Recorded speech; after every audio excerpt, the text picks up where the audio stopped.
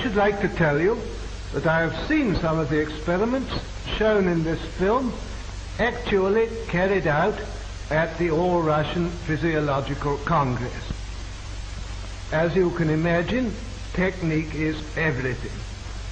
Besides such work as you are about to see, Ryukhonenko shares the credit for the methods of human blood transfusion which were first developed in the Soviet Union and are now practiced in this country, which have saved so many lives during the war.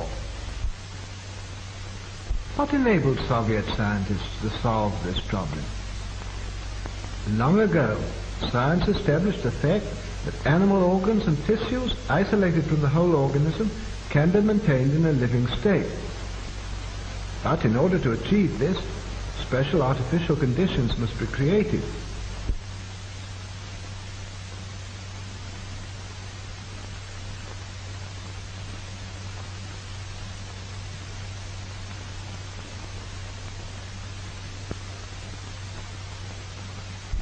Isolated organs can be brought to life even though they've been removed from the animal's corpse some time after death. Here's a dog's heart.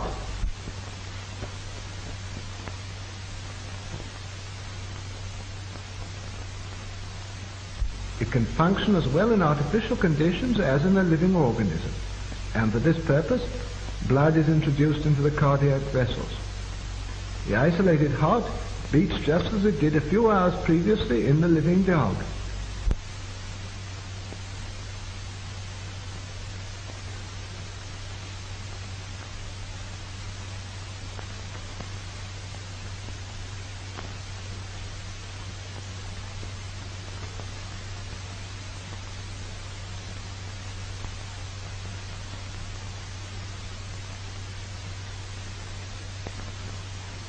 The following experiment is conducted on lungs taken from an animal.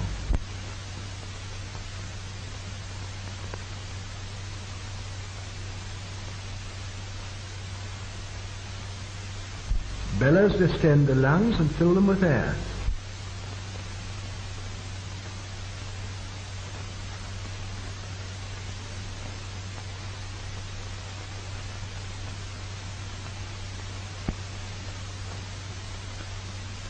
The venous blood is forced into the lungs by the action of the pump.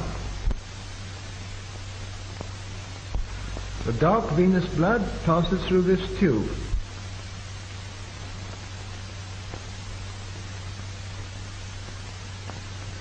In the lungs, it takes up oxygen and becomes arterial blood.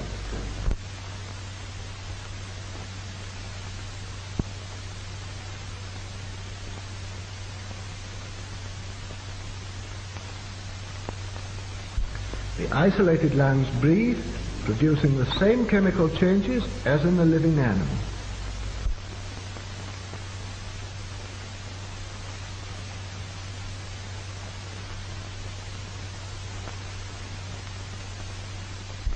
An animal's head can also live in the isolated condition. Here is the plan of the experiment.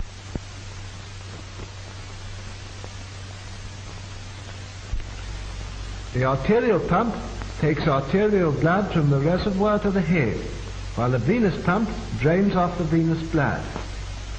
The blood is arterialized in the reservoir, where there is a steady flow of oxygen.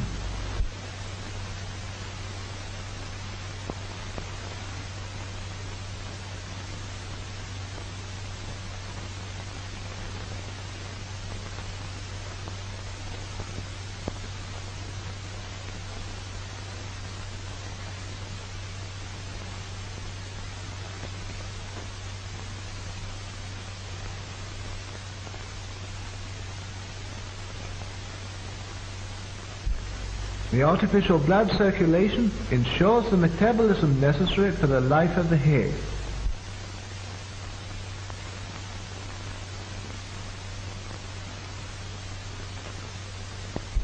The isolated head lives on for hours and reacts to external stimuli.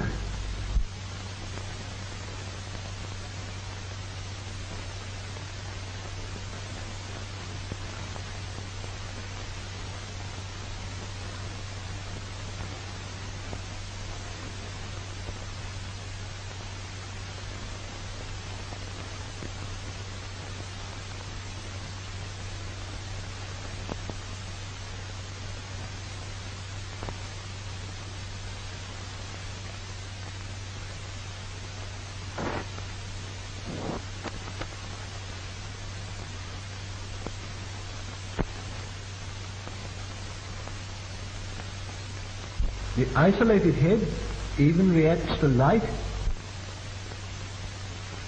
and to sound.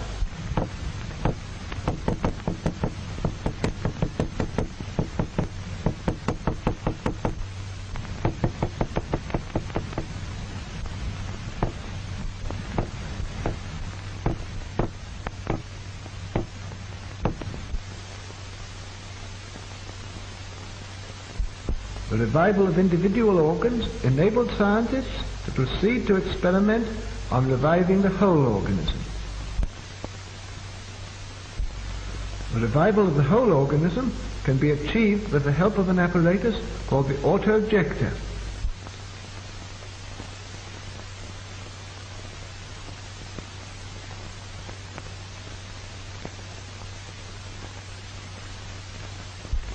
The autojector carries out the functions of the heart and lungs.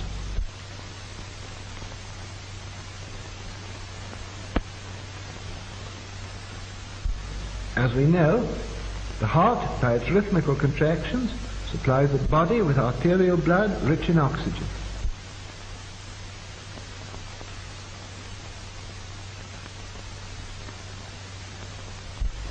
After losing its oxygen, the blood returns to the heart through the veins. From them, it flows into the lungs, whence with a fresh supply of oxygen it returns to the heart, and thence flows into the arteries of the organism.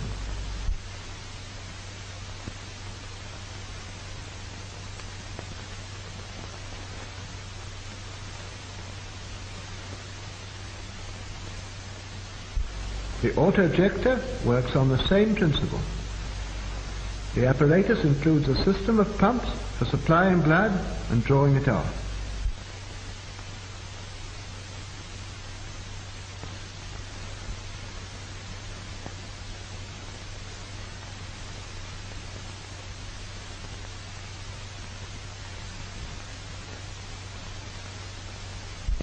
The arterial pump supplies the organism with arterial blood. When the blood has given up its oxygen, the venous pump draws it back into the reservoir. Here, just as in the lungs, it's enriched with oxygen and returns into the organism. The blood passing into the arteries of the body ensures the necessary metabolism. In this way, the autojector can perform the work of both the heart and lungs.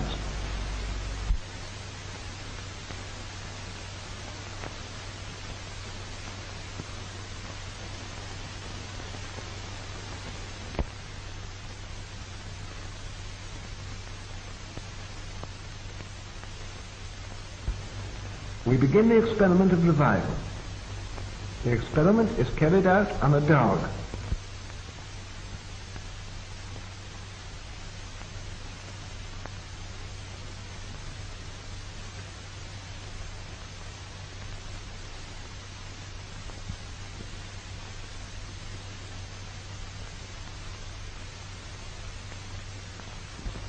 A substance which prevents clotting is introduced into the animal's blood. The dog is under an anesthetic. It doesn't feel pain. No interruption of the animal's normal functions has yet occurred.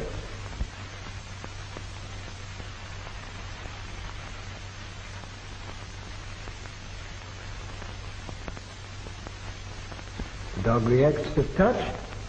Its pupils are normal.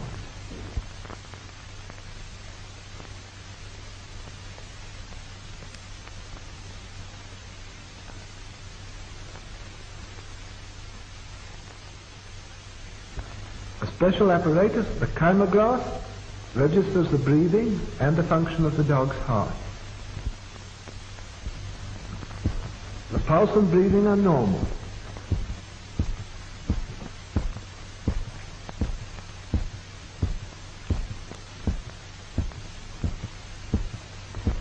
The experiment begins.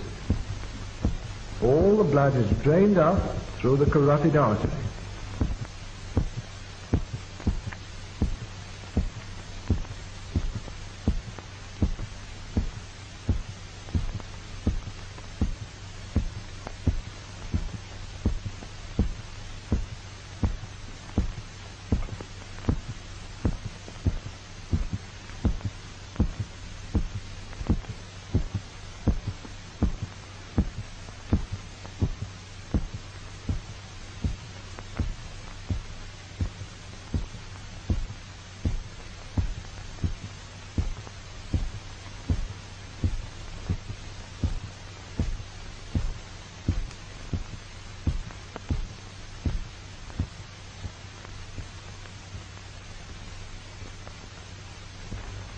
heart has stopped.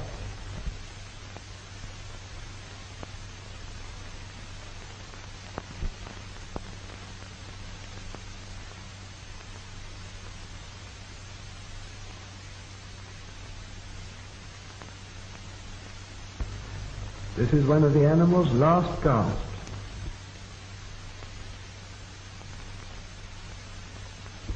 This is the final breath.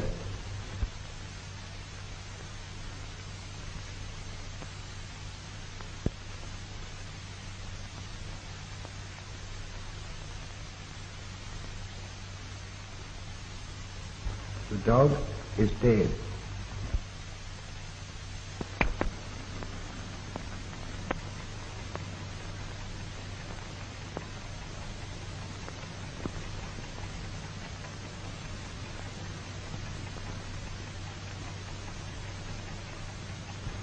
Without operative interference, death would be final, as the disintegration of the body cells would gradually set in. The auto-ejector is being attached before starting the revival. The arterial pump is connected with the artery.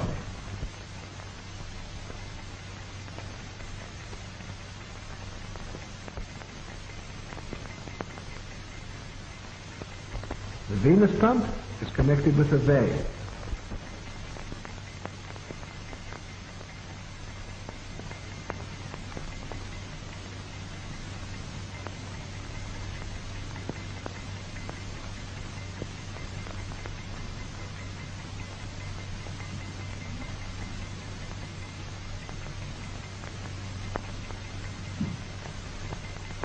Ten minutes have elapsed since the animal died.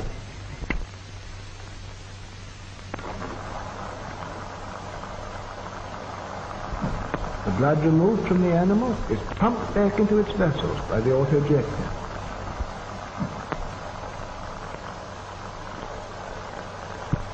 The auto-ejector ensures a normal blood circulation in the organism, replacing the action of the dead heart and lungs.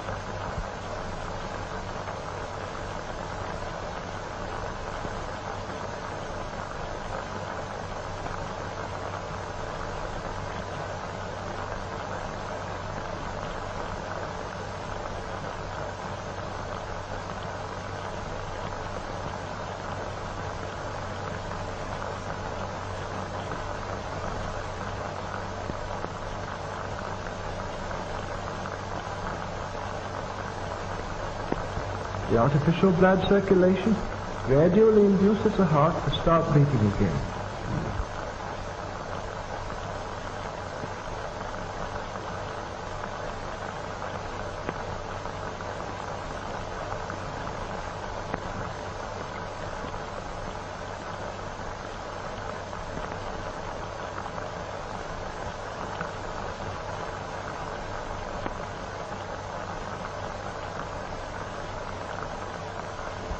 The heart's action begins to be normal.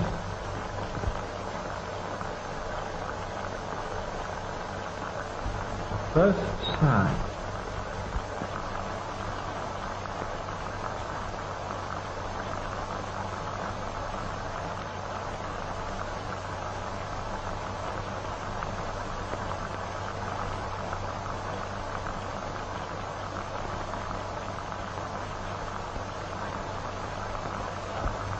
The respiration is gradually restored.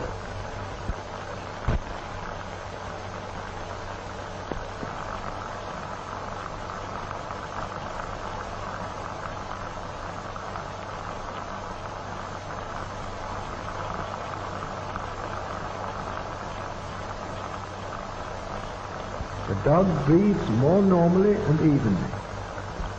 The animal's condition approaches normal. We can now disconnect the auto-ejector and leave the organism of the dog to maintain life with its own resources.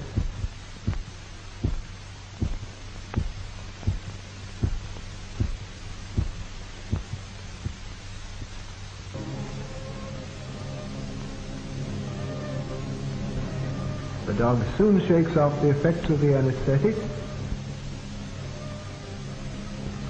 The dog is still weak, and can't move.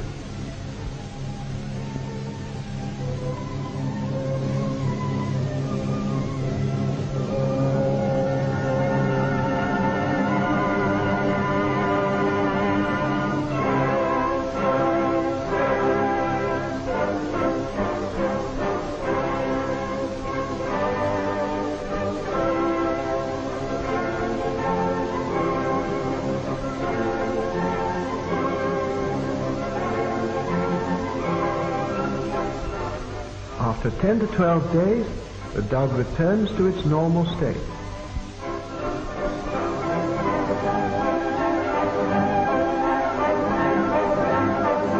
After the experiment, dogs live for years, they grow, they put on weight, and have families.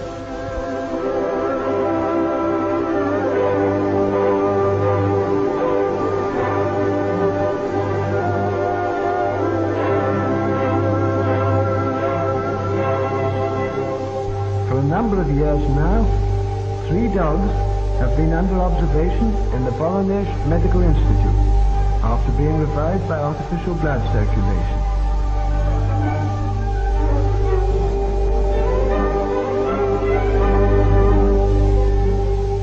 This dog, Bunny, was revived in 1939 after having been dead for 8 minutes. Black Ears is the offspring of revived parents. She herself was revived in 1939 after 11.5 minutes of death. Naida was revived in 1938 after 15 minutes of death.